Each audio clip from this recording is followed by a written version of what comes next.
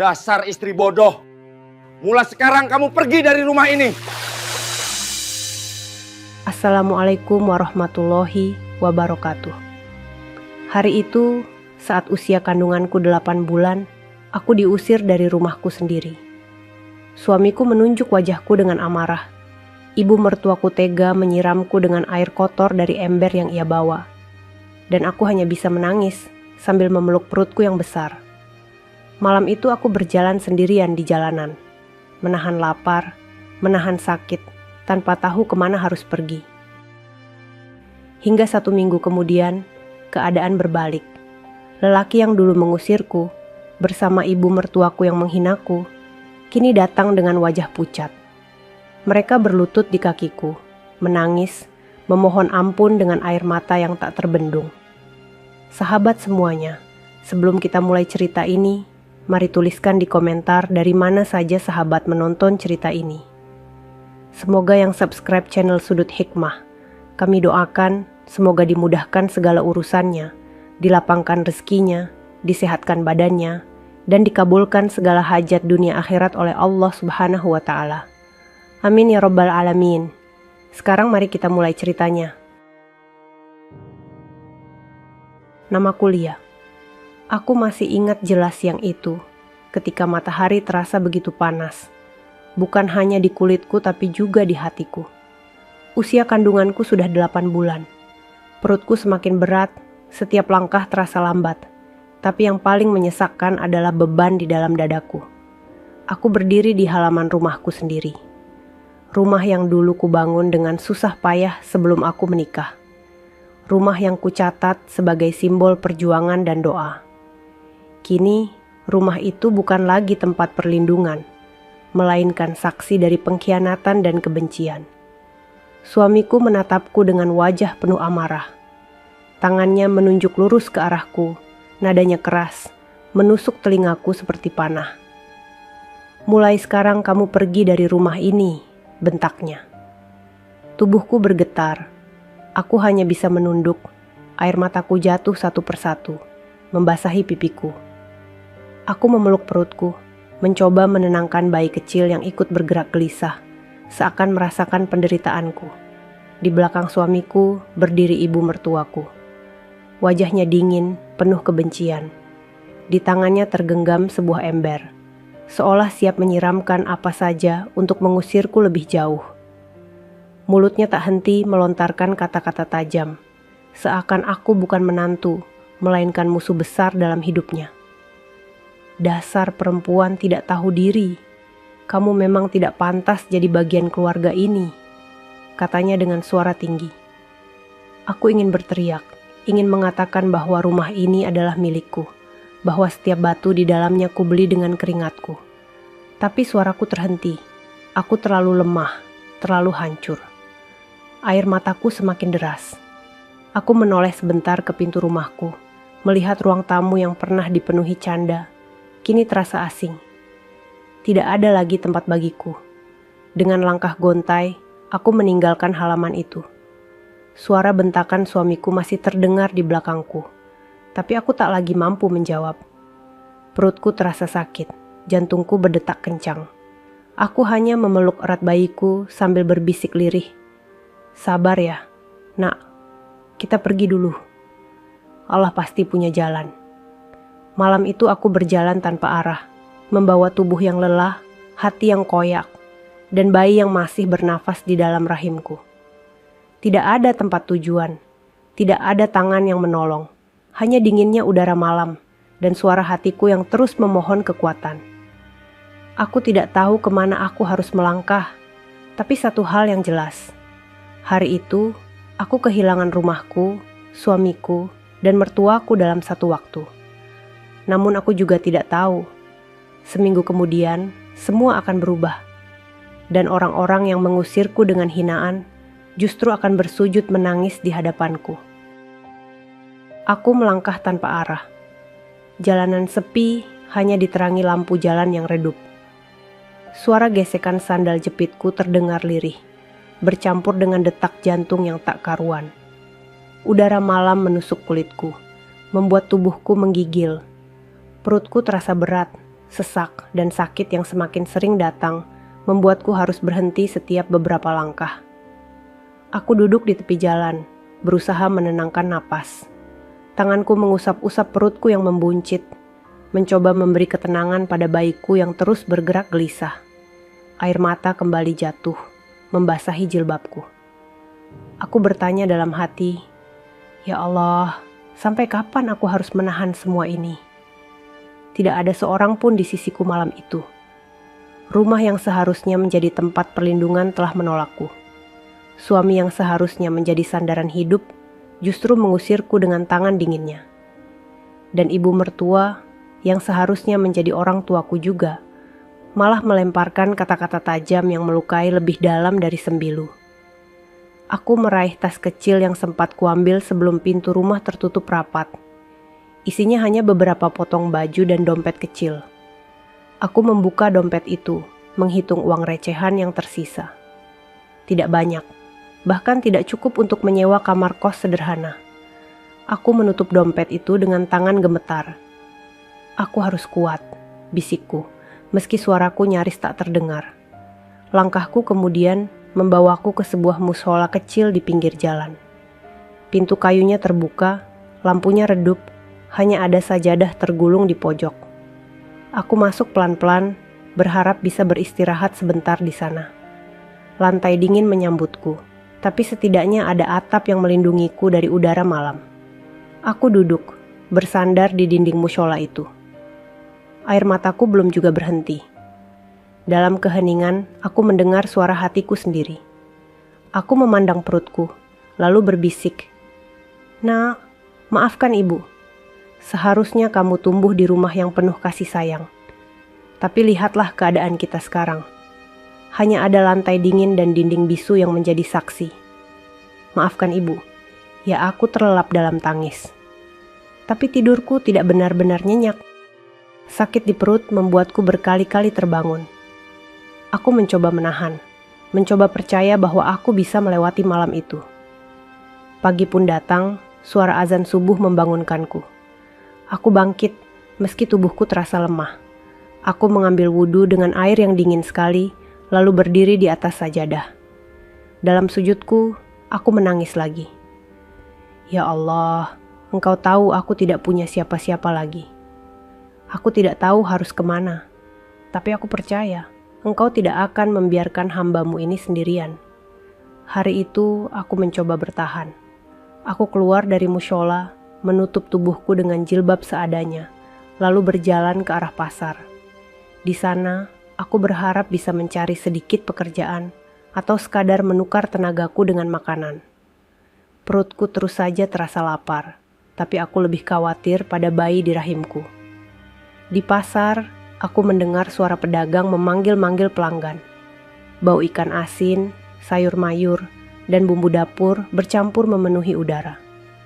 Aku berjalan perlahan, menahan rasa lemas di tubuhku. Sesekali aku berhenti, menunduk karena sakit di perut semakin sering datang.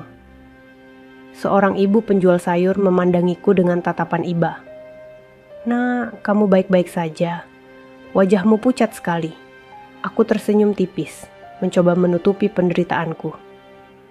"Tidak apa-apa, Bu, hanya sedikit lelah." Ibu itu menatap perutku yang besar, lalu menghela napas. Ia mengambil seikat bayam dari lapaknya dan menyodorkannya padaku. "Ambil ini, Nak, tidak usah bayar. Kamu butuh makan?"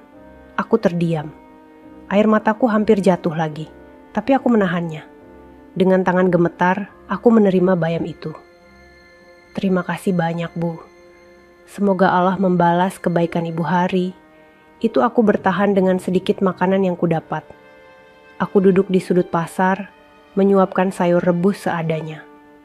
Rasanya sederhana, tapi bagiku itu seperti makanan termahal di dunia. Aku terus mengusap perutku, berusaha menenangkan bayi kecilku. Namun meski aku mencoba terlihat tegar, di dalam hati aku merasa semakin hancur. Bagaimana mungkin suamiku dan ibu mertuaku tega berbuat seperti itu? Mengusirku dari rumahku sendiri, di saat aku paling membutuhkan kasih sayang. Aku tidak tahu apa yang akan terjadi besok. Tapi aku percaya ada sesuatu yang sedang Allah rencanakan untukku. Dan tanpa aku sadari, dalam 1 minggu ke depan, dunia mereka akan berbalik. Namun untuk saat ini, aku masih harus bertahan melewati malam-malam penuh air mata. Hari ketiga setelah aku diusir dari rumah itu, tubuhku semakin lemah. Aku masih bertahan di mushola kecil yang menjadi satu-satunya tempat teduh bagiku. Mushola itu sederhana, dindingnya bercat putih kusam, lantainya dingin, dan karpetnya tipis. Namun disitulah aku merasakan sedikit ketenangan, meski hanya sebentar. Aku bangun pagi dengan tubuh yang pegal, punggungku sakit karena tidur di lantai. Aku mengusap perutku yang terasa semakin berat. Nah, sabar ya. Sebentar lagi kita akan bertemu. Semoga kamu lahir dengan selamat. Meski ibu tidak tahu siapa yang akan menyambutmu nanti. Bisikku sambil menahan air mata. Suara azan subuh kembali terdengar. Aku bangkit pelan-pelan, mengambil wudhu, lalu menunaikan salat. Di setiap sujudku hanya ada doa yang sama, agar Allah menguatkanku, agar bayi dalam rahimku tetap selamat. Setelah salat, aku duduk termenung cukup lama. Pikiranku melayang kembali pada rumah itu. Bayangan suamiku yang mengusirku, sorot mata penuh amarahnya, dan suara keras ibu mertuaku masih membekas. Rasanya seperti mimpi buruk yang tak kunjung usai. Aku bertanya dalam hati, apa salahku? Kenapa mereka tega mengusirku? Padahal rumah itu aku yang membelinya sebelum pernikahan. Air mataku kembali jatuh. Ada rasa marah, sakit hati, dan kecewa bercampur jadi satu. Tapi aku tidak bisa berbuat apa-apa. Aku hanya seorang perempuan yang sedang hamil besar, sendirian, tanpa tempat bergantung.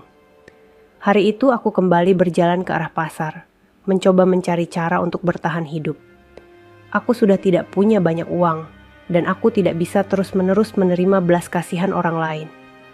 Saat aku melewati deretan kios, beberapa orang menatapku dengan iba. Perutku yang besar jelas menunjukkan aku sedang hamil tua, tapi wajahku pucat, tubuhku lemah, dan mataku sembab karena terlalu banyak menangis. Seorang pedagang nasi uduk yang sering kulihat dari jauh akhirnya memanggilku.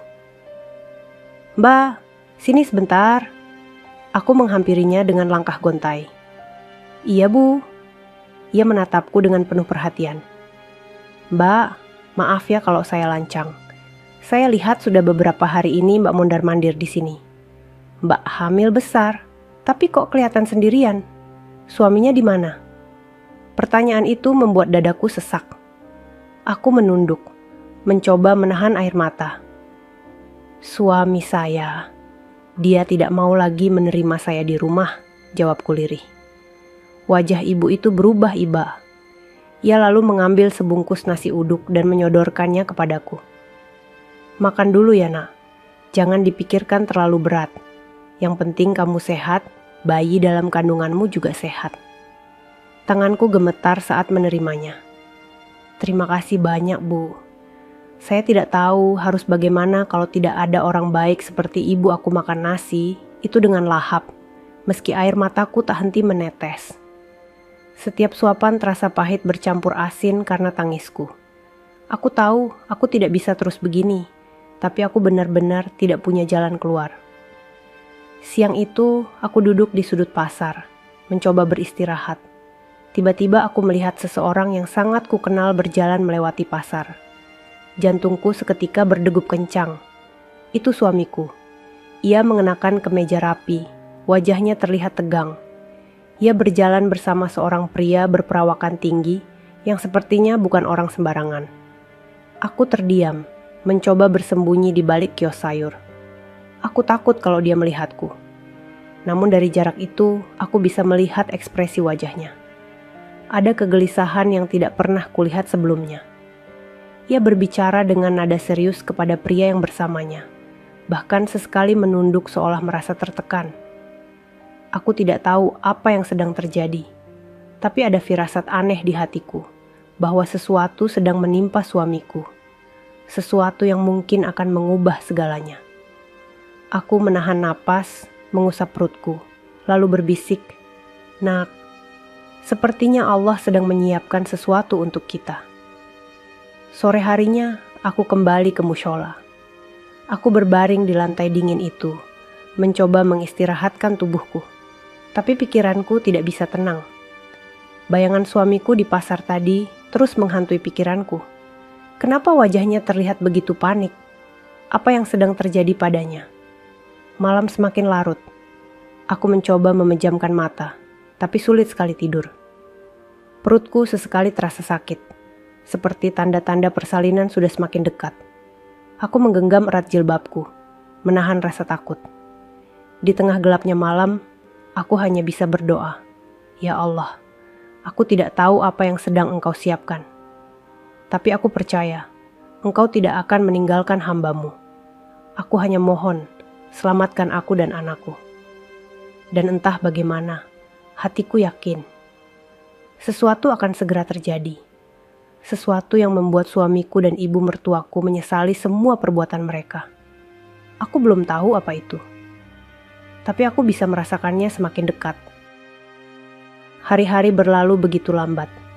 Setiap detik terasa panjang, seolah waktu sengaja menahanku dalam penderitaan. Aku masih bertahan di mushola kecil itu. Tempat sederhana yang kini jadi saksi air mataku setiap malam. Perutku semakin besar, gerakan bayiku semakin terasa.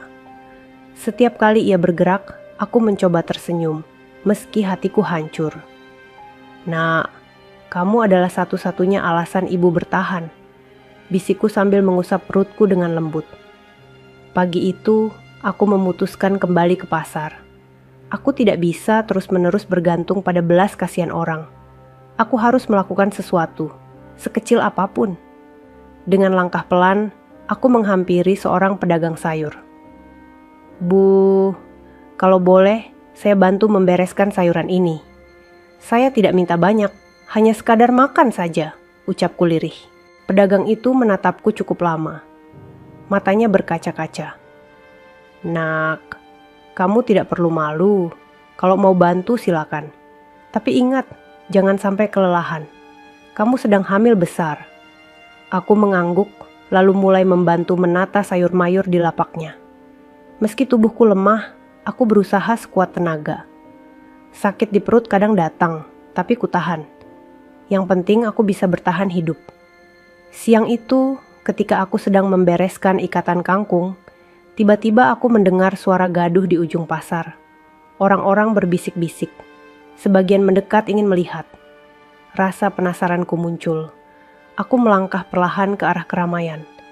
Dan di sana, aku melihat sosok yang membuat jantungku hampir berhenti berdetak. Suamiku. Ia berdiri dengan wajah pucat.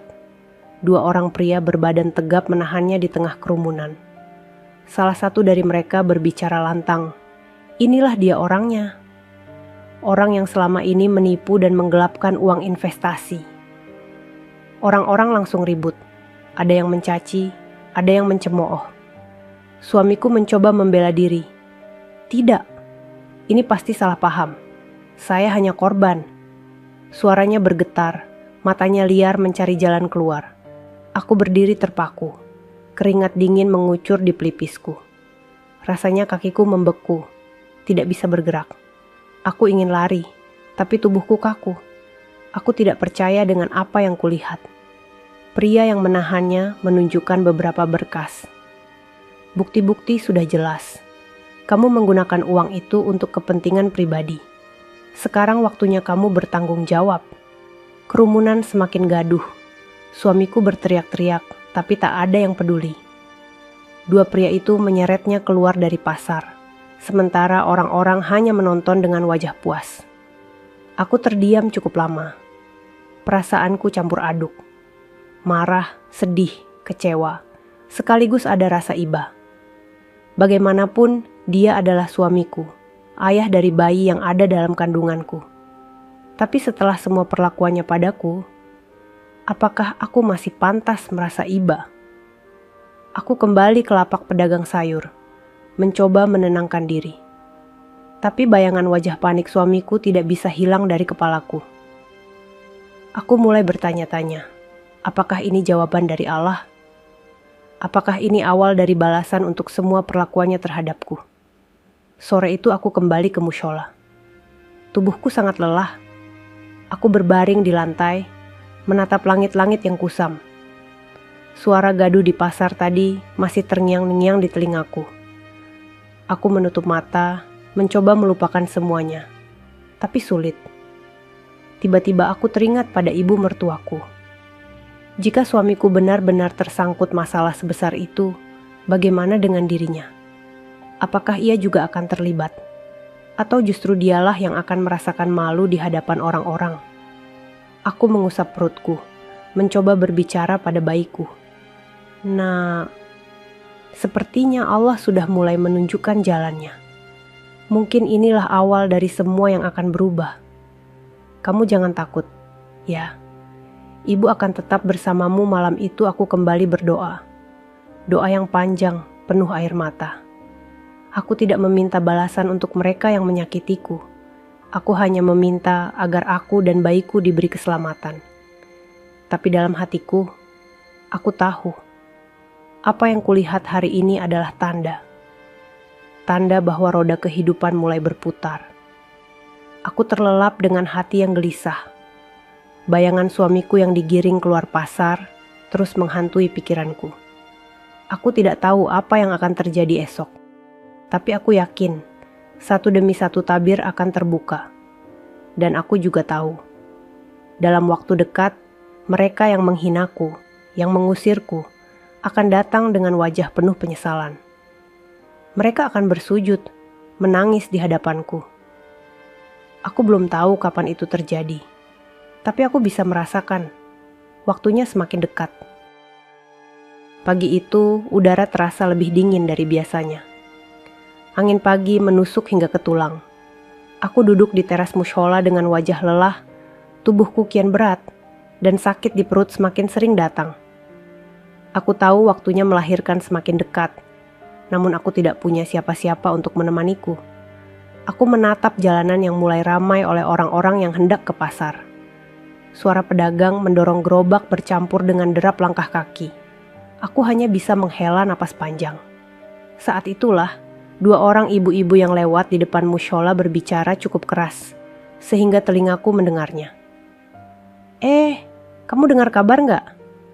Suaminya Lia itu ditangkap polisi semalam, kata salah seorang dengan nada antusias. Aku terperanjat. Jantungku berdetak kencang. Aku fokus mendengarkan, seolah-olah waktu berhenti. Ya ampun, beneran? Kenapa? Sahut ibu satunya. Katanya dia menggelapkan uang perusahaan. Banyak banget jumlahnya. Orang-orang kantor sampai kaget. Malam tadi dia dibawa polisi, katanya juga rumah mertuanya digerebek. Jawab yang pertama sambil menggeleng-gelengkan kepala. Tubuhku langsung gemetar. Suamiku ditangkap? Aku merasa darah di wajahku surut. Tapi anehnya ada sedikit rasa lega di hatiku. Aku teringat kembali saat ia mengusirku dari rumahku sendiri. Dengan wajah penuh amarah. Kini, hanya dalam hitungan hari, hidupnya terbalik. Aku menutup wajahku dengan kedua tangan, air mata jatuh deras. Bukan karena sedih, melainkan campuran antara terkejut, kecewa, dan rasa bahwa keadilan Allah benar-benar nyata. Aku mencoba menenangkan diri, mengusap perutku perlahan.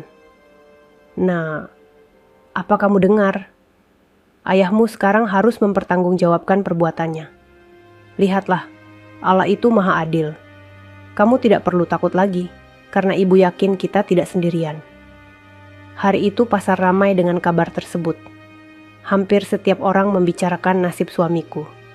Ada yang mencemooh, ada yang menyindir, ada pula yang tertawa mengejek. Namanya menjadi bahan omongan, sesuatu yang dulu mungkin tak pernah ia bayangkan. Namun bukan hanya suamiku. Aku juga mendengar bahwa ibu mertuaku dipermalukan di depan banyak orang. Rumahnya didatangi aparat, semua tetangga menyaksikan. Wanita yang dulu dengan angkuh menghinaku, kini harus menundukkan kepala menahan malu. Aku terdiam cukup lama, merasakan gelombang perasaan yang campur aduk. Aku tidak pernah membayangkan hal ini akan terjadi begitu cepat. Seminggu lalu aku diusir dengan hinaan. Kini mereka yang dulu berdiri tegak justru jatuh terpuruk. Sore itu, seorang ibu penjual sayur menghampiriku di mushola. Ia duduk di sampingku dengan wajah penuh iba. "Nak, kamu pasti sudah dengar kabar. Suamimu ditahan polisi. Kamu kuat ya? Jangan merasa sendirian. Kalau kamu butuh sesuatu, bilang saja. Kami di pasar ini akan bantu semampunya." Aku menunduk, air mata mengalir lagi. "Terima kasih, Bu. Saya hanya ingin anak saya lahir dengan selamat." Itu saja ibu itu mengelus bahuku lembut. "Percayalah, Nak. Allah tidak tidur. Semua yang kamu alami pasti ada hikmahnya." Kata-kata itu membuat hatiku sedikit tenang. Malamnya aku kembali sholat dengan air mata. Dalam sujud panjang, aku berkata, "Ya Allah, aku tidak pernah meminta mereka disiksa. Aku hanya ingin keadilan. Jika ini jalanmu, maka aku terima.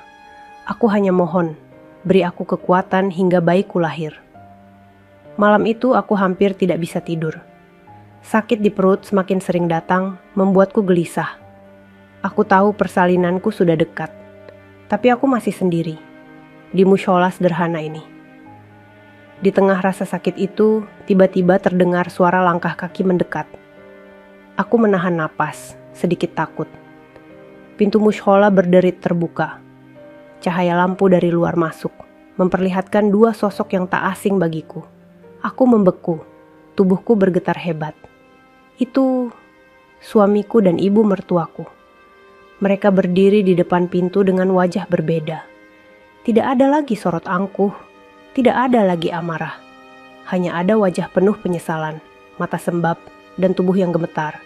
Suamiku melangkah pelan, lalu berlutut di depanku.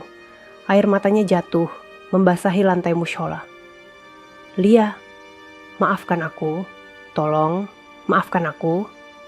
Ibu mertuaku ikut berlutut, tangisnya pecah. "Nak, maafkan ibu. Maafkan ibu yang sudah berlaku kejam padamu." Aku terdiam. Air mataku mengalir deras. Semua yang kulalui selama seminggu terakhir seolah terbayar dalam satu momen itu. Mereka yang dulu mengusirku kini bersujud di kakiku. Tapi hatiku masih bergetar hebat. Aku belum tahu apa yang harus kulakukan. Aku menatap mereka yang kini berlutut di hadapanku. Suamiku, lelaki yang seminggu lalu mengusirku dengan suara lantang, kini menangis terseduh-seduh. Ibu mertuaku, wanita yang pernah menyiramku dengan kata-kata kasar, kini merunduk sambil meraih ujung bajuku. Tangisku pecah. Aku tidak pernah membayangkan akan melihat pemandangan ini. Wajah mereka penuh air mata, suara mereka parau, seolah-olah dunia telah runtuh di hadapan mereka. "Lia, maafkan aku." Suara suamiku bergetar. Ia menggenggam tanganku dengan erat, meski aku berusaha menariknya. "Aku salah, aku khilaf, aku buta, terlalu dengar kata orang, terlalu angkuh. Maafkan aku, Lia." Aku memalingkan wajah, menahan perih di dadaku. Perutku terasa sakit, gerakan bayiku makin kencang. Aku berusaha menenangkan diri, tapi tubuhku gemetar hebat. Ibu mertuaku merangkak mendekat, suaranya serak karena menangis. "Nak, ibu menyesal, ibu salah telah mengusirmu. Ibu malu. Semua orang tahu aib keluarga ini. Ibu mohon, tolong maafkan kami." Aku memejamkan mata, air mata mengalir deras. Dalam hatiku bergemuruh rasa sakit, amarah, sekaligus iba. Aku ingin berteriak, ingin mengingatkan mereka pada semua luka yang sudah mereka goreskan.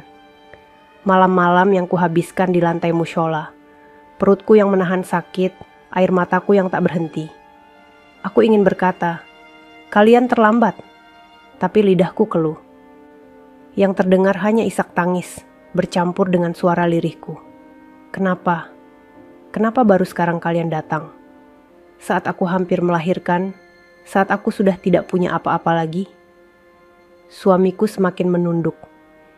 Ia menempelkan dahinya ke lantai mushola, bersujud di depanku. Tangisnya pecah, tubuhnya terguncang. Aku tolol, Lia. Aku manusia paling bodoh. Aku yang seharusnya menjagamu, malah mengusirmu. Aku yang seharusnya jadi sandaranmu, malah meninggalkanmu. Lia, aku mohon beri aku kesempatan untuk memperbaikinya. Ibu mertuaku ikut bersujud. Suaranya parau, penuh kepanikan. Nak, ibu tidak bisa tidur, tidak bisa makan. Setiap hari wajahmu terbayang. Semua tetangga mencemooh ibu, mereka bilang ibu kejam. Dan ibu memang kejam, ibu pantas dihina. Tapi ibu mohon, jangan benci ibu selamanya. Aku menatap mereka dengan mata basah. Ada bagian dalam diriku yang ingin membalas semua luka dengan kata-kata tajam. Tapi ada juga bagian yang hanya bisa menangis, karena terlalu lelah untuk membenci. Tiba-tiba perutku terasa sakit hebat, membuat tubuhku meringkuk. Aku terengah-engah, memegang perutku dengan kedua tangan.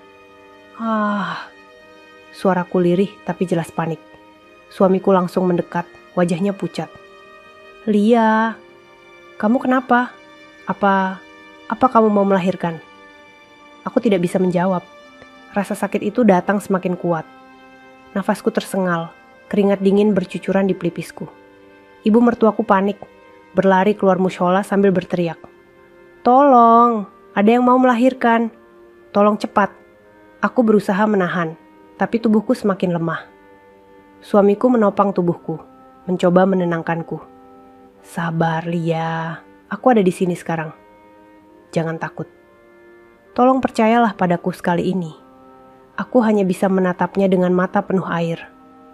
Aku ingin percaya, tapi luka di hatiku terlalu dalam. Orang-orang berdatangan. Beberapa ibu masuk ke mushola, mencoba membantu. Cepat, bawa dia ke bidan terdekat. Seru salah satu dari mereka. Suamiku menggendongku, meski tubuhnya bergetar. Ia berlari tergesa, diikuti ibu mertuaku yang terus menangis di belakang. Jalanan malam itu ramai oleh langkah panik. Aku merasakan dunia seolah berputar. Di antara rasa sakit yang semakin hebat, aku mendengar suara-suara mereka. Suara tangis, suara panik, suara doa. Tubuhku semakin lemah. Pandanganku mulai buram.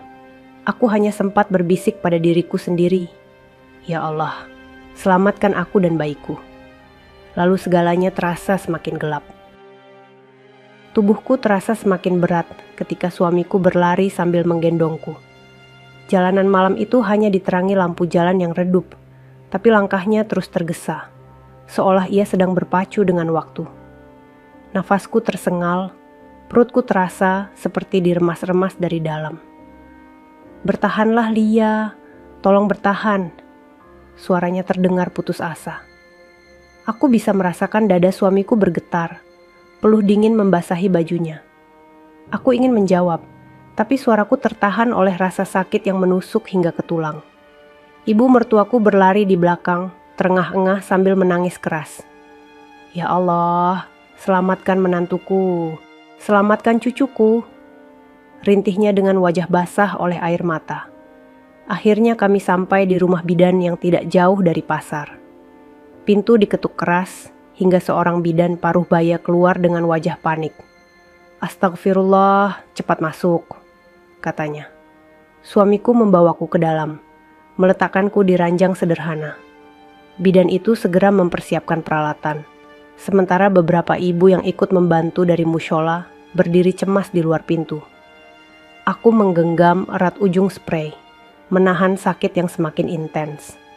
Nafasku terputus-putus. Tubuhku gemetar. Suamiku menggenggam tanganku erat, wajahnya pucat pasi. Lia, tolong jangan lepasin aku. Aku ada di sini. Aku janji gak akan ninggalin kamu lagi. Katanya terbata-bata, matanya merah penuh sesal. Aku menatapnya sekilas, air mataku mengalir. Aku ingin marah, ingin berteriak. Kenapa baru sekarang kamu bilang begitu? Tapi suaraku hanya keluar sebagai isakan. Aku terlalu lemah untuk membenci. Bidan memberi instruksi. Bu, tarik napas dalam-dalam. Tahan, lalu keluarkan perlahan. Ulangi. Ya. Kamu harus kuat demi bayi ini. Aku mencoba mengikuti, tapi sakitnya luar biasa. Tubuhku seperti akan terbelah dua. Keringat dingin membanjiri wajahku. Aku menoleh ke arah suamiku, menatap matanya dengan penuh rasa takut. Aku takut. Ia menggeleng cepat, air matanya jatuh ke tanganku. Jangan takut, Lia. Allah bersama kita. Aku ada di sini. Tolong, jangan tinggalkan aku. Di sudut ruangan, ibu mertuaku menangis terseduh-seduh sambil berdoa keras. Ya Allah, ampunilah aku. Jangan hukum anak dan cucuku karena kesalahanku. Tolong selamatkan mereka. Ya Allah, jeritan sakitku semakin keras. Bidan terus memberi aba-aba. Ayo Bu, sedikit lagi. Kamu harus kuat. Bayinya sudah sangat dekat. Aku merasa tubuhku hampir tidak sanggup. Pandanganku berkunang-kunang. Suara-suara di sekelilingku terdengar jauh, seperti gema di lorong panjang. Aku merasa berada di ambang antara hidup dan mati. Dalam kabut kesakitan itu, ingatanku kembali pada masa lalu. Saat aku masih tertawa di rumah itu, saat aku berdoa penuh harapan agar keluarga kecilku bahagia. Lalu bayangan ketika aku diusir, saat pintu rumah tertutup rapat di depanku. Luka itu terasa kembali, menusuk dalam. Tapi di sisi lain, ada suara lembut dari hatiku. Suara bayiku. Ia seperti berkata, "Ibu, aku ingin bertemu. Tolong kuat sedikit lagi." Aku menguatkan diri, menggenggam tangan suamiku erat sekali hingga ia meringis. Aku mengumpulkan semua tenagaku yang tersisa. Dengan teriakan penuh rasa sakit, akhirnya aku merasakan tubuh kecil keluar dari rahimku. Tangisan nyaring bayi pun pecah memenuhi ruangan. Aku terisak, tubuhku lemas, tapi air mataku jatuh deras. Bayiku, anakku, akhirnya lahir. Bidan tersenyum, mengangkat bayi mungil itu. Alhamdulillah, sehat. Bayi perempuan cantik. Suamiku langsung menangis lebih keras. Ia mencium keningku berkali-kali. Terima kasih, Lia. Terima kasih sudah melahirkan putri kita. Aku janji akan berubah. Aku janji tidak akan menyakitimu lagi. Ibu mertuaku jatuh bersujud di lantai, menangis sambil mengucap syukur. Ya Allah, terima kasih Engkau masih beri kami kesempatan. Maafkan aku, Nak. Maafkan Ibu. Aku menatap bayi mungil itu yang diletakkan di pelukanku. Wajahnya tenang, kulitnya merah segar. Aku mencium dahinya, lalu berbisik, "Selamat datang ke dunia, Nak. Ibu akan melindungimu. Apapun yang terjadi, tangisku pecah lagi." Tapi kali ini berbeda. Ada kelegaan, ada kebahagiaan, bercampur kesedihan. Semua luka, semua penghinaan, kini bertemu dengan tangisan bayi yang jadi cahaya hidupku. Namun aku tahu, ini baru awal. Karena setelah bayi ini lahir, kisah yang lebih besar sedang menunggu. Bayi mungil itu kini tertidur pulas di sampingku. Nafasnya yang teratur, wajahnya yang tenang, membuatku terus menatapnya tanpa berkedip. Ada rasa hangat yang menenangkan, seolah semua luka di hatiku mereda hanya dengan melihatnya. Namun di balik kebahagiaan itu, bayangan luka lama masih menempel kuat, tak bisa hilang begitu saja. Aku masih berbaring lemah di ranjang bidan. Tubuhku terasa sakit setelah melahirkan, tapi yang lebih menyakitkan adalah kenyataan bahwa orang-orang yang dulu mengusirku kini hadir di sekitarku dengan wajah penuh penyesalan. Suamiku duduk di samping ranjang, terus menatapku dengan mata merah. Ia mencoba tersenyum, tapi senyumnya lebih mirip tangisan yang tertahan. Lia, terima kasih sudah kuat. Terima kasih sudah melahirkan anak kita. Suaranya bergetar, seperti seseorang yang sedang menggenggam harapan terakhirnya. Aku menoleh perlahan, menatapnya dengan mata basah. Hati ini ingin sekali berkata bahwa semua sudah berakhir, bahwa aku tidak bisa lagi bersamanya. Tapi setiap kali aku menatap wajah bayi di sampingku, perasaan itu menjadi kacau. Bagaimana mungkin aku membiarkan anakku hidup tanpa seorang ayah? Ibu mertuaku duduk di lantai, bersandar pada dinding. Wajahnya kusut, matanya sembab, tangannya gemetar. Ia mendekat perlahan, lalu mencoba menyentuh kakiku. Nak, maafkan ibu. Ibu sudah terlalu jahat padamu. Semua yang terjadi pada keluarga kita. Itu balasan atas dosa ibu. Tapi tolong, jangan benci ibu selamanya. Aku terdiam. Air mataku jatuh begitu saja. Aku ingin marah, ingin berteriak mengingatkan semua perlakuannya padaku. Bagaimana ia pernah menyiramku dengan kata-kata kasar, bagaimana ia ikut mendorongku keluar dari rumah yang jelas-jelas milikku. Tapi tubuhku terlalu lemah, dan hatiku sudah terlalu letih untuk menyimpan dendam. Aku menarik napas panjang, lalu berkata lirih, aku tidak bisa melupakan semuanya begitu saja. Luka itu masih ada, tapi demi anakku, aku akan mencoba bertahan. Suamiku terisak semakin keras. Ia menggenggam tanganku erat sekali, seolah takut aku akan pergi meninggalkannya. Aku janji, Lia, aku akan berubah. Aku akan jadi ayah yang baik. Aku akan jadi suami yang kamu butuhkan. Tolong beri aku kesempatan. Aku menutup mata, menahan rasa sesak di dada. Kata-kata itu indah, tapi aku terlalu sering dikecewakan. Aku hanya bisa berkata dalam hati, apakah benar kali ini dia akan menepati janji? Malam itu, setelah semua orang pulang, aku masih terjaga di ranjang bidan. Bayiku sesekali merengek, aku menimangnya dengan hati-hati. Dalam keheningan, aku merasakan campuran kebahagiaan dan ketakutan. Aku bahagia karena akhirnya aku punya alasan untuk tetap hidup, alasan untuk tetap kuat. Tapi aku juga takut karena orang-orang yang telah menghancurkanku kini memohon kesempatan kedua. Bagaimana aku bisa percaya? Keesokan harinya, rumah bidan penuh dengan suara orang-orang yang membicarakan kasus suamiku. Dari balik pintu, aku mendengar mereka berbisik. Katanya, perusahaan tempat suaminya kerja rugi besar. Banyak orang kehilangan uang karena dia. Bisa-bisa dia masuk penjara lama. Hatiku kembali bergetar. Aku menatap bayi kecilku, lalu berbisik, "Nak, entah bagaimana nasib ayahmu nanti. Tapi kamu jangan khawatir. Ibu akan selalu bersamamu." Siang itu, suamiku kembali masuk ke kamar. Wajahnya kusut, matanya lelah. Ia duduk di sampingku, menunduk cukup lama sebelum berkata, "Lia, polisi sudah menetapkan aku sebagai tersangka. Aku mungkin harus menjalani proses panjang. Tapi sebelum semua itu, aku ingin menebus kesalahanku padamu. Tolong izinkan aku ada di sisimu, meski hanya sebentar." Aku terdiam. Air mataku kembali jatuh. Aku tidak tahu apakah aku harus mengasihani atau justru membiarkannya jatuh lebih dalam. Yang aku tahu, hatiku masih penuh luka. Luka yang belum sembuh, meski mereka sudah bersujud di kakiku. Aku hanya menjawab lirih, "Kita lihat nanti." Mata suamiku langsung berkaca-kaca lagi. Ia mengangguk pelan, lalu meraih tangan kecil bayinya. Tangisnya pecah.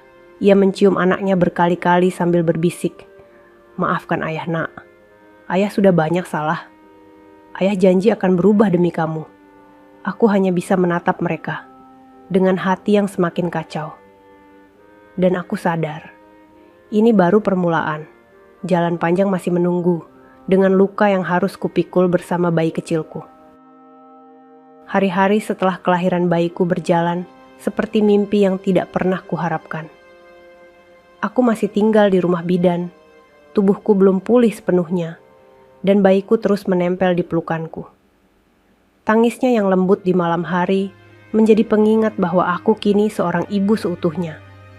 Namun, di sisi lain, aku harus menghadapi kenyataan yang jauh lebih berat. Suamiku hampir setiap hari datang menjenguk, membawa wajah penuh penyesalan. Ia sering duduk berjam-jam di samping ranjangku, hanya menatapku dan bayi kecil kami. Kadang ia mencoba berbicara, tapi lebih sering hanya terisak, seolah tidak ada kata-kata yang cukup untuk menebus kesalahannya. "Lia," katanya suatu sore, dengan suara parau.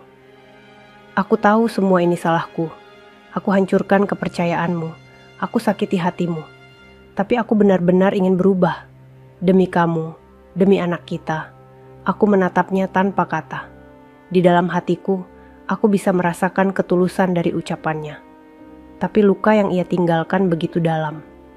Aku masih ingat jelas wajahnya ketika mengusirku, suara kerasnya yang menusuk telinga, dan tatapan dinginnya yang seolah aku ini sampah. Luka itu tidak bisa hilang hanya dengan kata-kata maaf. Aku menghela napas panjang, lalu menjawab lirih. Kamu tahu, yang paling menyakitkan bukan hanya aku diusir, tapi saat itu aku hamil 8 bulan, dan kamu sama sekali tidak peduli. Aku keluar dari rumahku sendiri dengan perut besar, menahan sakit, sendirian di jalanan. Bagaimana aku bisa melupakan itu? Suamiku terdiam. Air matanya jatuh satu persatu, menetes di punggung tanganku yang ia genggam. Aku bodoh, Lia. Aku dikuasai amarah. Aku ikut-ikutan mendengarkan ibu tanpa berpikir panjang. Dan sekarang semuanya berbalik menimpa aku. Tolong, jangan biarkan anak kita tumbuh tanpa ayah. Kata-kata terakhir itu menusuk hatiku. Aku menoleh ke arah bayiku yang tertidur pulas di gendonganku. Benar, bagaimana mungkin aku tega memisahkan seorang anak dari ayahnya? Tapi apakah seorang ayah yang tega mengusir istrinya di saat hamil tua pantas mendapat kesempatan kedua? Sementara itu, ibu mertuaku juga sering datang. Ia membawa makanan, selimut, atau sekadar duduk di sudut kamar dengan wajah penuh rasa bersalah. Kadang ia menangis tanpa suara, hanya menunduk dan menatapku dengan mata sembab. Pernah sekali ia berlutut lagi di hadapanku, memohon ampun. Nak, ibu rela kalau kamu tidak mau memanggil ibu lagi. Ibu hanya ingin menebus kesalahan. Biarkan ibu merawat cucu ini, walau sebentar saja. Aku menatapnya lama. Wanita yang dulu dengan congkak menghinaku kini, tak ubahnya seorang ibu renta yang ketakutan kehilangan segalanya. Ada bagian kecil dalam hatiku yang luluh melihatnya, tapi luka yang ia torehkan masih terasa pedih. Malam itu, setelah semua orang pulang, aku duduk sendiri di ranjang. Bayiku tidur di sampingku, wajahnya damai. Aku menatapnya sambil berbisik, "Nak, ibu tidak tahu harus bagaimana. Apa aku harus memaafkan ayahmu dan nenekmu? Atau aku harus tetap menjaga luka ini agar mereka tahu rasanya sakit?" Air mataku kembali jatuh. Aku tahu, memaafkan mungkin adalah jalan terbaik.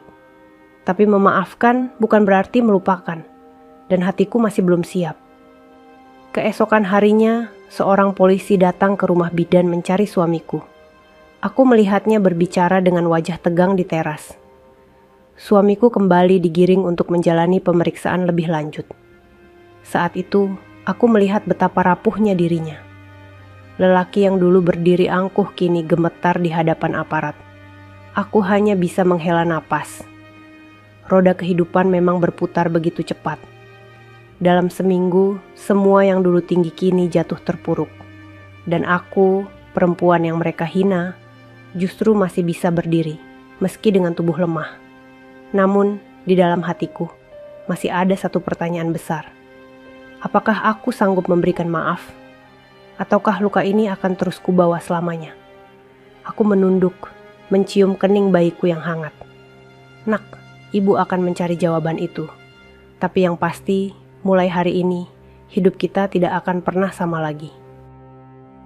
Sudah beberapa hari, aku menetap di rumah bidan. Tubuhku mulai pulih perlahan, meski rasa sakit pasca melahirkan masih sering datang. Bayiku tumbuh dengan tangisan kecil yang menggetarkan hatiku setiap kali terdengar. Ia adalah sumber kekuatanku, satu-satunya alasan aku bisa tetap bertahan setelah semua yang kualami. Namun di balik ketenangan itu, masih ada badai yang belum reda. Suamiku hampir setiap hari datang, duduk lama di samping ranjang, menatapku dengan tatapan penuh rasa bersalah. Kadang ia mencoba berbicara, tapi lebih sering hanya terdiam, seolah tidak berani mengganggu luka yang belum kering di hatiku. Hari itu, ia datang lagi dengan wajah lelah. Rambutnya berantakan, matanya sembab. Ia duduk perlahan di kursi kayu dekat ranjangku, menunduk lama sebelum berkata, "Lia, aku tahu aku tidak pantas berada di sini, tapi aku benar-benar ingin menebus semuanya. Tolong, jangan tutup hatimu sepenuhnya untukku." Aku menatapnya, tapi tidak menjawab. Hanya suara detak jam di dinding yang terdengar, Aku ingin berteriak, ingin meluapkan semua sakit yang masih mengendap. Tapi setiap kali aku menatap bayiku, suaraku tertahan. Ia melanjutkan dengan suara lirih. Aku akan terima apapun hukumanku. Aku tahu polisi sudah menetapkanku sebagai tersangka. Tapi sebelum semuanya semakin jauh, aku ingin kamu tahu.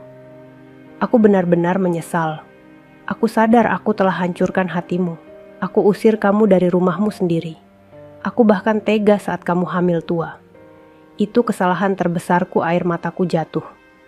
Aku memeluk bayiku yang tertidur di pelukan, mencium keningnya erat. Kalau kamu benar-benar menyesal, bisikku dengan suara bergetar. Kenapa tidak sejak dulu? Kenapa harus menunggu sampai semua ini terjadi? Aku berjalan sendirian di jalan malam dengan perut 8 bulan. Aku tidur di mushola dingin, menahan lapar, menahan sakit. Di mana kamu waktu itu? Suamiku terdiam, bahunya bergetar. Ia menutup wajah dengan kedua tangannya, lalu menangis keras. Tangis seorang lelaki yang kalah, yang sadar semua kesalahannya tak bisa ditarik kembali. Aku menoleh ke arah jendela, menatap langit sore yang mulai meredup. Luka ini tidak bisa sembuh begitu saja. Kata maaf tidak cukup untuk menghapus semua yang sudah terjadi. Antara aku dan kamu, sudah ada dinding besar yang sulit runtuh. Ia menatapku dengan mata merah. Kalau begitu, biarkan aku hancurkan dinding itu perlahan. Jangan usir aku seperti aku mengusirmu dulu. Aku mohon, lihat hati ini bergetar. Ada bagian diriku yang ingin memberi kesempatan, tapi ada juga bagian yang terus berteriak agar aku tidak lagi percaya. Luka itu terlalu dalam. Malamnya, ibu mertuaku datang membawa makanan. Ia meletakkannya di meja, lalu duduk di lantai tanpa berani menatapku lama. Nak, maafkan ibu. Ibu tahu ibu tidak pantas lagi dipanggil ibu olehmu. Tapi setidaknya, izinkan ibu membuktikan bahwa ibu masih peduli. Biarkan ibu merawat cucumu ini sebentar, agar kamu bisa istirahat. Aku terdiam lama. Aku menatap wanita itu yang kini tampak jauh berbeda dari sosok angkuh yang pernah menghinaku. Wajahnya penuh keriput, matanya sembab, suaranya bergetar. Aku bisa melihat penyesalan yang nyata. Tapi lagi-lagi hatiku berontak. Dengan suara lemah aku menjawab, aku tidak bisa melupakan semuanya begitu saja. Tapi demi anak ini, aku akan coba. Jangan ulangi lagi. Jangan pernah anggap aku bukan siapa-siapa. Karena aku juga seorang ibu sekarang. Ibu mertuaku menangis sejadi-jadinya, meraih kakiku dan memeluknya erat. Terima kasih, Nak. Terima kasih masih beri aku kesempatan. Aku menunduk, mencium kening bayiku lagi. Aku sadar, jalan ke depan akan panjang. Luka ini tidak akan hilang dalam semalam. Ada dinding tebal antara aku dan mereka. Tapi di sisi lain, aku tahu, dinding itu mulai retak sedikit demi sedikit. Namun aku masih belum tahu, apakah retakan itu akan runtuh menjadi maaf, atau justru menjadi jurang yang semakin memisahkan. Hari-hari berikutnya terasa aneh. Aku hidup di antara dua dunia. Dunia baru sebagai seorang ibu dengan bayi kecil di pelukan, dan dunia lama yang masih membayang, penuh luka dan air mata. Setiap kali bayiku menangis, aku segera menggendongnya, menimang dengan hati-hati, dan dalam tangisan itu aku merasa hidupku masih berarti. Tapi begitu aku menatap wajah suamiku dan ibu mertuaku, luka lama kembali menganga. Suamiku semakin sering datang. Ia membawakan kebutuhan bayi, popok, susu, bahkan baju mungil yang baru. Ia menata barang-barang itu di meja dengan hati-hati, seolah sedang membangun kembali rumah tangga yang ia hancurkan sendiri. Namun setiap kali ia mencoba bicara denganku, aku hanya menunduk, membiarkannya tenggelam dalam penyesalannya sendiri. Lia, katanya suatu sore, ketika ia duduk di kursi dekat ranjangku.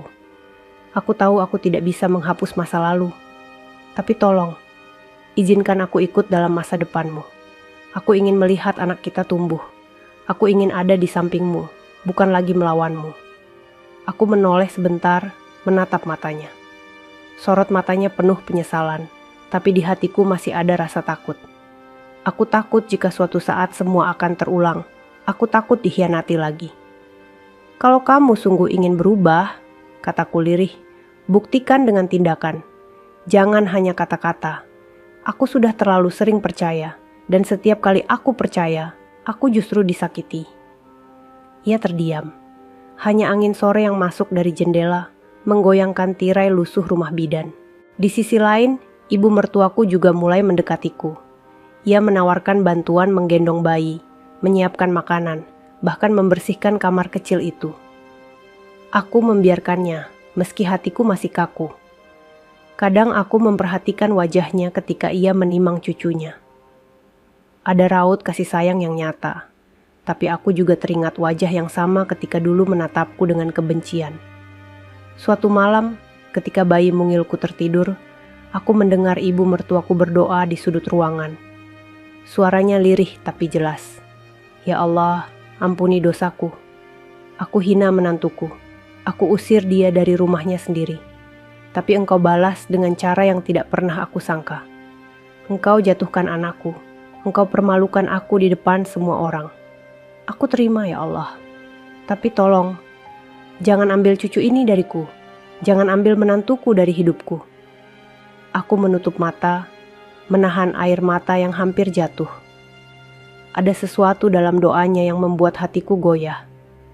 Mungkin ia benar-benar menyesal. Tapi apakah penyesalan itu cukup untuk menghapus semua luka yang ia torehkan? Hari berganti, kabar buruk semakin sering datang.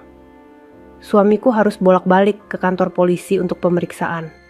Setiap kali ia kembali, wajahnya semakin pucat. Aku mungkin harus ditahan lebih lama, katanya suatu sore. Aku tidak tahu bagaimana nasibku nanti. Tapi aku ingin kamu tahu, aku tidak akan lari lagi dari tanggung jawab. Aku hanya mohon, jangan benci aku di depan anak kita. Biarkan ia tumbuh tanpa mendengar ibunya membenci ayahnya. Kata-kata itu menghantamku. Aku menatap bayi mungilku yang sedang tidur pulas, lalu menatap wajah suamiku yang semakin hancur. Aku tahu, apapun yang terjadi, anak ini tidak boleh hidup dalam kebencian. Tapi aku juga tahu, memaafkan tidaklah mudah. Aku keluar sebentar, berdiri di teras rumah bidan. Malam itu langit dipenuhi bintang, tapi hatiku terasa kosong.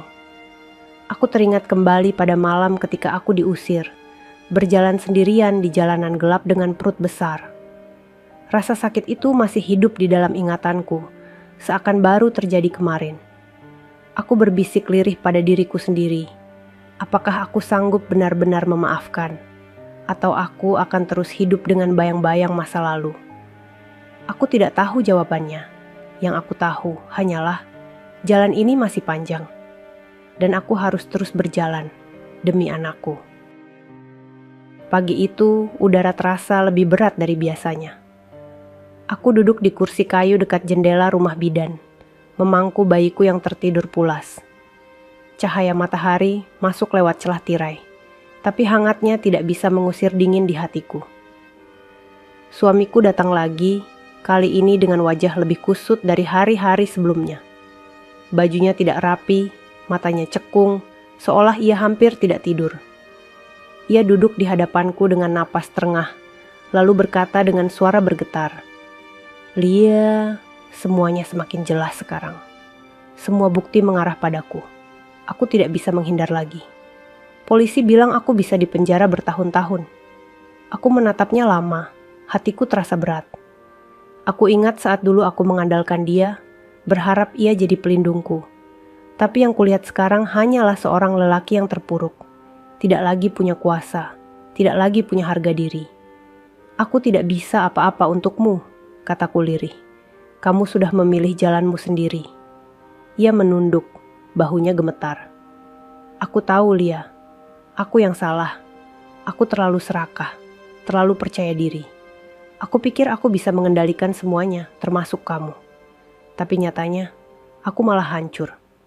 Dan yang paling sakit, aku kehilangan kepercayaanmu." Air mataku jatuh, tapi aku segera menghapusnya.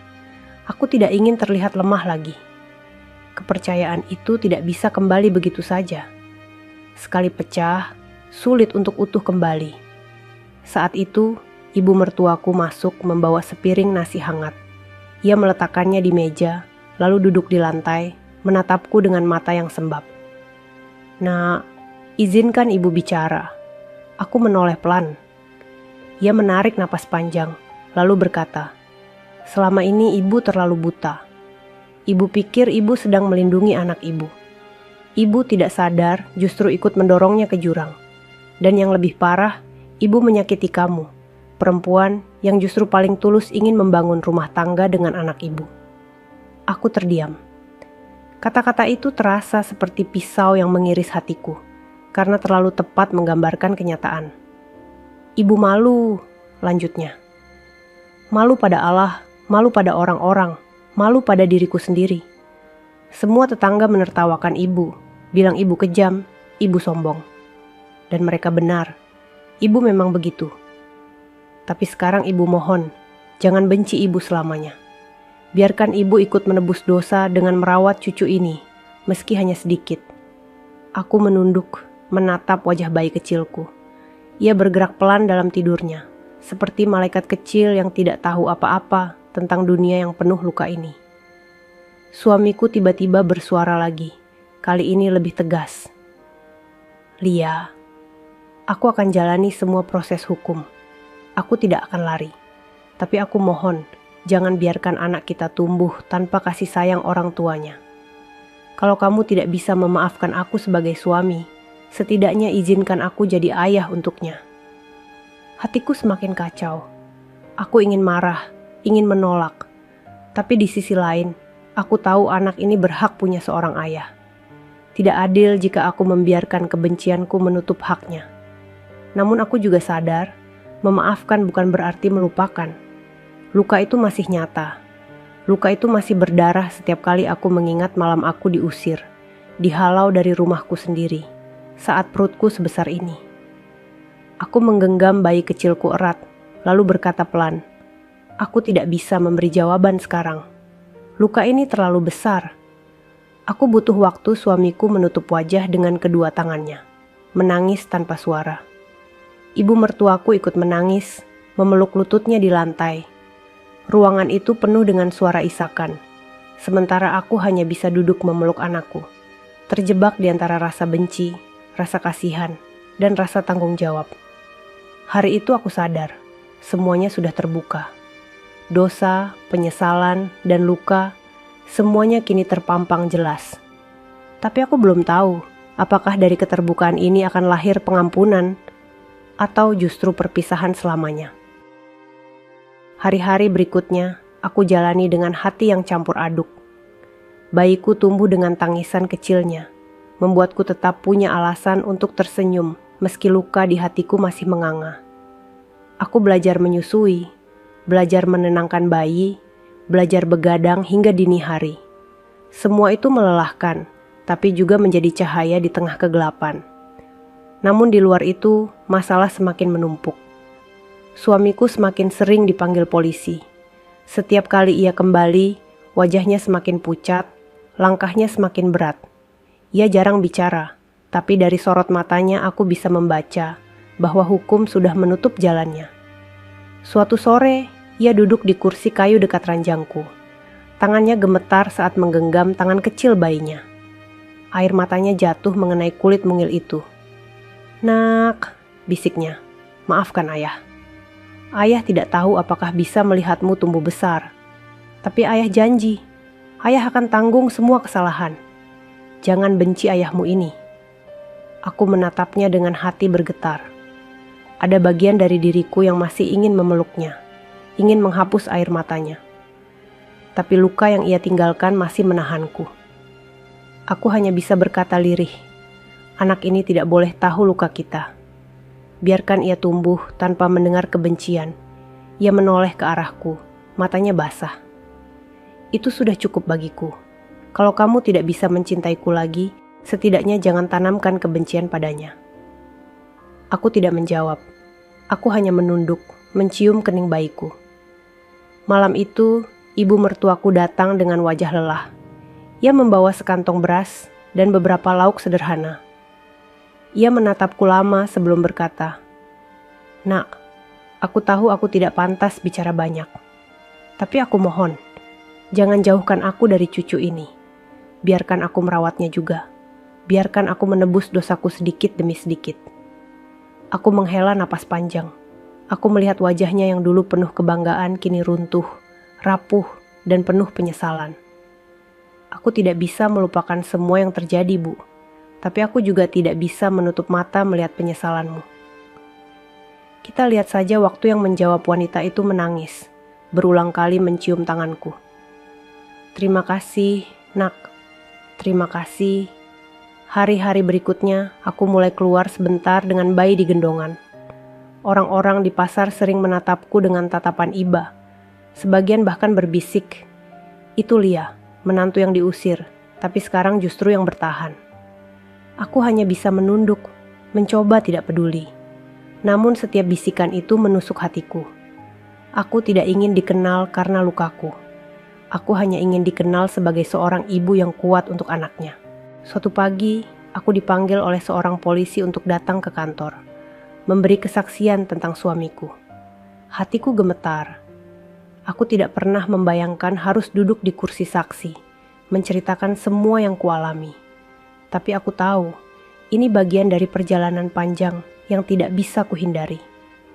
Di depan penyidik, aku bercerita dengan suara lirih. Tentang bagaimana aku diusir, bagaimana aku melihat tanda-tanda kebohongan yang ia sembunyikan. Aku tidak berniat menjatuhkannya, tapi aku juga tidak bisa berbohong. Aku hanya berkata sesuai kenyataan. Ketika aku keluar dari kantor polisi, aku melihat suamiku digiring oleh petugas ke dalam mobil tahanan. Wajahnya hancur, matanya sembab. Ketika pandangan kami bertemu, ia hanya menunduk lalu berteriak lirih, "Lia, maafkan aku. Tolong rawat anak kita dengan baik." Tangisku pecah di sana. Orang-orang menatapku, tapi aku tidak peduli. Hatiku terasa seperti diiris. Meski ia telah menyakitiku, meski ia telah menghancurkan hidupku, melihatnya pergi dengan tangan terborgol adalah luka yang berbeda. Luka yang menyesakan. Malamnya aku duduk di ranjang dengan bayi di pelukan. Aku menatap wajah mungilnya, lalu berbisik, "Nak, ayahmu salah, tapi dia juga manusia.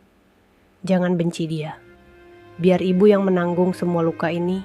Air mataku jatuh deras. Aku sadar jalan yang terbentang di depanku masih panjang. Aku harus memilih, terus memelihara luka atau mulai membuka pintu maaf sedikit demi sedikit. Tapi malam itu, aku belum siap menjawab. Aku hanya tahu satu hal. Aku harus tetap berdiri demi bayi kecilku.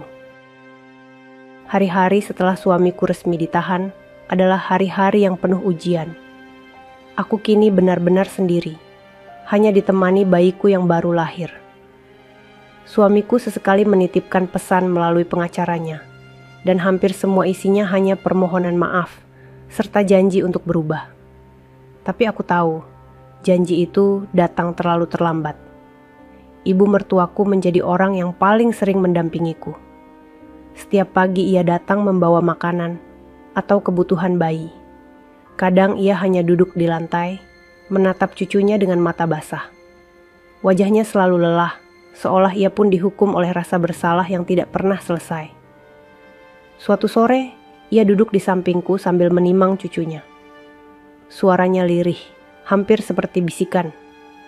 "Nak, kamu tahu, sejak kamu pergi, rumah itu seperti kuburan.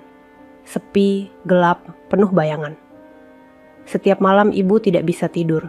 Selalu teringat bagaimana ibu mengusirmu. Rasanya seperti ada tangan yang mencekik leher ibu. Dosa itu terus menghantui aku menatapnya tanpa berkata. Air mataku jatuh tanpa bisa kutahan. Bagaimanapun, kata-kata itu adalah pengakuan yang selama ini ingin kudengar. "Ibu sudah jatuh, Nak," lanjutnya dengan suara serak. Orang-orang di kampung mencemooh, menyebut ibu kejam, menyebut anak ibu pecundang. Dan mereka benar. Tapi yang paling sakit adalah kehilanganmu. Kamu yang dulu ibu hina, justru kamu yang bertahan. Sementara kami hancur. Aku menarik napas panjang, mencoba menahan gejolak di dada. "Bu," kataku lirih. Saya tidak bisa melupakan begitu saja. Luka itu terlalu dalam. Tapi saya juga tidak bisa terus hidup dengan membenci. Yang saya tahu, sekarang saya hanya ingin membesarkan anak ini dengan tenang. Wanita itu menangis terseduh-seduh, mencium tangan dan kakiku berkali-kali. "Terima kasih, Nak. Terima kasih masih mau bicara seperti itu.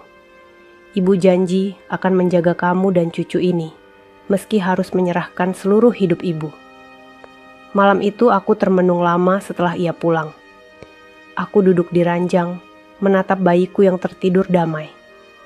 Aku berbicara pelan, seolah-olah ia bisa mendengarku. "Nak, kamu akan tumbuh di dunia yang keras. Ibu tidak tahu apakah ayahmu bisa kembali ke sisi kita. Tapi kamu tidak boleh hidup dengan kebencian.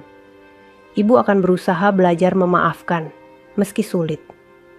Beberapa hari kemudian, aku memutuskan untuk menjenguk suamiku di tahanan.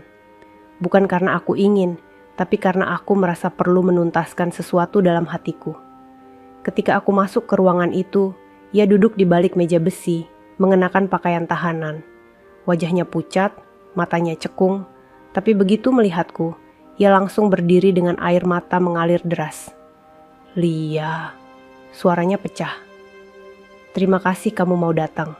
Aku tidak pantas, tapi aku mohon, lihatlah aku sekali saja bukan sebagai penjahat, tapi sebagai ayah dari anakmu." Aku menatapnya lama, jantungku berdegup kencang. "Aku datang bukan untuk menghapus apa yang kamu lakukan. Aku datang hanya karena aku ingin kau tahu, aku akan membesarkan anak ini tanpa menanamkan kebencian. Tapi aku juga tidak bisa menjanjikan maaf sepenuhnya." Ia terisak, meraih tanganku dari balik meja. "Itu sudah cukup bagiku, Lia. Selama kamu masih mau bicara, selama kamu tidak menutup pintu sepenuhnya, aku akan bertahan." Aku menarik tanganku perlahan, menahan air mata. "Jalani hukumanmu, buktikan dengan waktu. Kalau kamu benar-benar berubah, mungkin suatu hari aku bisa melihatmu dengan cara berbeda." Pertemuan itu singkat, tapi meninggalkan luka baru sekaligus sedikit kelegaan. Aku pulang dengan hati yang masih kacau, tapi ada bagian kecil yang mulai percaya bahwa perubahan memang mungkin terjadi. Malamnya, aku kembali menatap bayiku yang tidur di pelukan. Aku berbisik, "Nak, perjalanan kita masih panjang. Ibu belum selesai dengan luka ini. Tapi satu hal yang pasti, kamu tidak akan hidup dalam kebencian. Kamu akan tumbuh dengan cinta, meski ibu harus belajar lagi untuk menemukannya." Aku menutup mata, membiarkan air mata mengalir. Di dalam hatiku, aku tahu, antara maaf dan penyesalan, aku sedang berjalan di jalan yang tipis. Jalan yang bisa membawaku pada penyembuhan, atau justru pada luka yang lebih dalam. Hari itu akhirnya tiba. Setelah berminggu-minggu penuh tangisan, penyesalan, dan luka, aku berdiri lagi di depan rumahku sendiri. Rumah yang dulu aku bangun dengan susah payah. Rumah yang menjadi saksi bagaimana aku diusir dalam keadaan hamil 8 bulan.